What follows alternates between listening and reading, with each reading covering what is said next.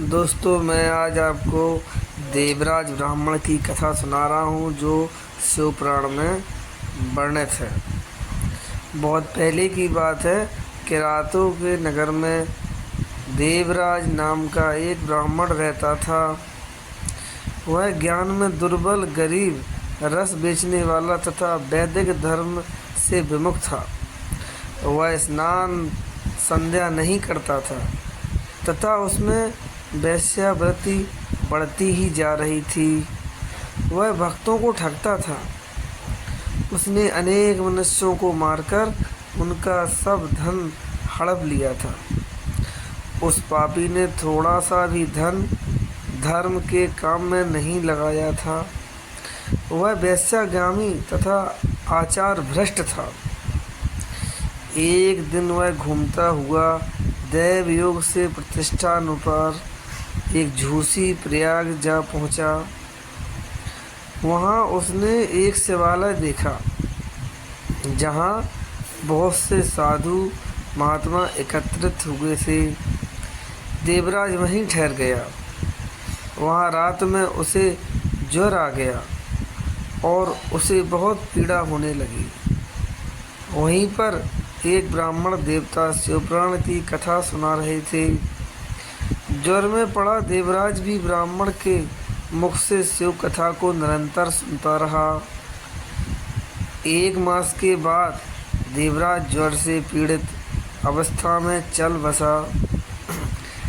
अब क्या होता है, यमराज के दूत उसे बांधकर यमपुरी ले गए। तभी वहां शिवलोक से भगवान शिव के पार्षद गण भी आ गए। वे कर्पूर के समान उज्ज्वल थे। उनके हाथ में त्रिशूल, संपूर्ण शरीर पर भस्म और गले में रुद्राक्ष की माला और उनके शरीर को शोभा बढ़ा रही थी। उन्होंने यमराज के दूतों को मार पीट कर देवराज को यमदूतों के चुंगल से छुड़ा लिया और वे अपने अद्भुत विमान में बिठाकर जब कैलाश पर्वत पर जाने लगे तो यमपुरी में कोलाहल मच गया। जिस कोलाहल को सुनकर यमराज अपने भवन से बाहर आए। साक्षात रुद्रों के समान प्रतीत होने वाले इन दूतों को धर्मराज ने विधि पूर्वक पूजन करके ज्ञान दृष्टि से सारा मामला जान लिया। उन्होंने भय के कारण भगवान शिव के दूतों से कोई बात नहीं पूछी।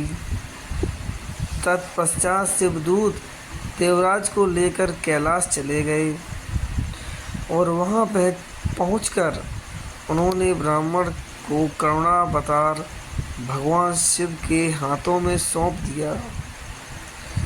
शौनक जी ने कहा, हे महाभाग सूत जी, आप सर्वज्ञ हैं।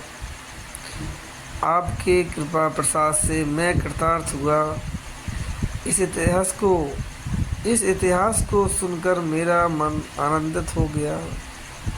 अतः भगवान शिव के में प्रेम बढ़ाने वाली और भी दूसरी कथा सुनाइए। दोस्तों, ये शिवपुराण की सत्य कथा जो हमारे पुराण में वर्णित है उसको मैंने आपके सामने सुनाया। शिवपुराण की इस प्रकार की कथाओं को हम आप तक पहुंचाते रहेंगे।